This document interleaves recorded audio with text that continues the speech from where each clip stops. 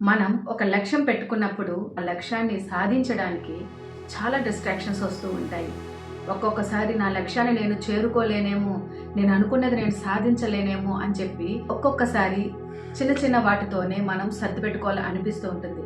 కానీ ఎట్టి పరిస్థితుల్లో మనం ఒక లక్ష్యం పెట్టుకుంటే ఆ లక్ష్యాన్ని చేరుకునేంత వరకు, ఆ లక్ష్యాన్ని సాధించేంత వరకు ఎట్టి పరిస్థితుల్లో కాంప్రమైజ్ కాకూడదు. ఇలాంటి విషయాలు చెప్పుకునేటప్పుడు మనకి చాతక పక్షి గుర్తొస్తుంది. చాతక పక్షి దీక్ష వినున్నారు కదా. చాతక పక్షి చుట్టూ ఎన్ని సరస్సులు, ఎన్ని నదులు ఉన్నా, ఎన్ని నీటి వనరుల అవకాశం ఉన్నా అది ఆ నీటిని ముట్టుకోదు. కేవలం స్వాతి చినుకు కోసమే ఎదురు చూస్తూ ఉంటుంది. తన లక్ష్యం స్వచ్ఛమైన స్వాతి చినుకును తాగడం. ఆ లక్ష్యం కోసం తన ప్రాణాన్నైనా వదులుతుంది, కానీ తన దీక్షను మాత్రం మార్చుకోదు. మనం కూడా జీవితంలో ఒక లక్ష్యాన్ని ఏర్పరచుకుంటాం. ఆ లక్ష్యం వైపే నడవాలి. పక్కన మనకు ఎన్ని ఇబ్బందులు కలిగినా, ఎంతమంది ఇబ్బంది పెట్టే వాళ్ళున్నా, పట్టుదలతో, నిరీక్షణతో, ఓపికతో కేవలం నీ లక్ష్యం వైపే నువ్వు అడుగులు వేయాలి.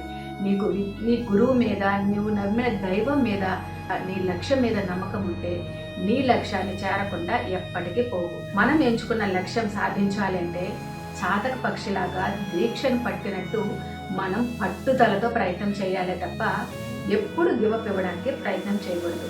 ముఖ్యంగా విద్యార్థులు ఈ చాతక పక్షి దీక్షను ఎప్పుడు గుర్తు చేసుకుంటూ ఉండాలి.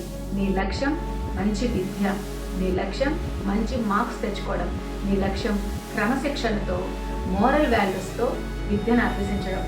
సో నీ లక్ష్యం వైపు నీ చుట్టూ నిన్ను డిస్టర్బ్ చేసే ఫ్రెండ్స్ ఎంతమంది ఉన్నా నీ లక్ష్యాన్ని వదలకుండా నీ గురువు చెప్పే మాటల మీద నమ్మకంతో నీ గోల్ని రీచ్ అవ్వడానికి మాత్రమే ప్రయత్నం చేయి.